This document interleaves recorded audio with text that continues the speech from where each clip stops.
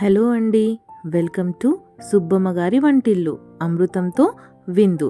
ఈరోజు మన ఛానల్లో Karnataka special sweet dish rasmalai ఎలా చేయాలో ఇప్పుడు చూద్దాం. ముందుగా పాలను మనం బాయిల్ చేసుకోవాలండి. నేను ఇక్కడ 1 లీటర్ పాలను తీసుకున్నాను. పాలు ఇలా బాయిల్ అయిన తర్వాత పాలను విరగ్గొట్టడం కోసం అందులో కొద్దిగా నిమ్మరసం వేసుకోవాలి. నిమ్మరసం వేసుకొని బాయిల్ చేస్తే పాలు ఇలా విరిగిపోతాయి.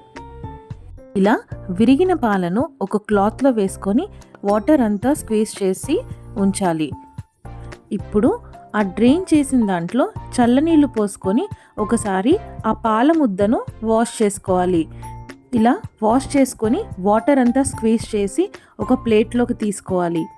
ఇలా ప్లేట్లోకి తీసుకున్న పాల ముద్దను బాగా స్మాష్ చేస్తూ ఇలా మెత్తగా డో లాగా చేసుకోవాలి. ఇప్పుడు మరొక గిన్నెలో పాలు పెట్టుకొని మరిగించుకోవాలి. మరిగిన పాలల్లో 1 కప్పు షుగర్ వేసుకోవాలి. పాలు ఇలా బాయిల్ అయిన తర్వాత అందులో కొద్దిగా ఎల్లో ఫుడ్ కలర్ ఇలాచీ వేసుకొని బాయిల్ చేసుకోవాలి. పాలు బాయిల్ అయ్యే లోపల మనం డ్రై ఫ్రూట్స్ని నెయ్యిలో ఫ్రై చేసుకొని పక్కన పెట్టుకోవాలి. తర్వాత షుగర్ సిరప్ కోసం ఒక గిన్నెలో 1.5 కప్ వాటర్ వేసుకొని 1 కప్ షుగర్ వేసుకొని షుగర్ సిరప్ రెడీ చేసుకోవాలి. షుగర్ సిరప్ రెడీ అయ్యేలోగా మనం పాల ముద్దలను ఇలా చేసుకొని పక్కన పెట్టుకోవాలి.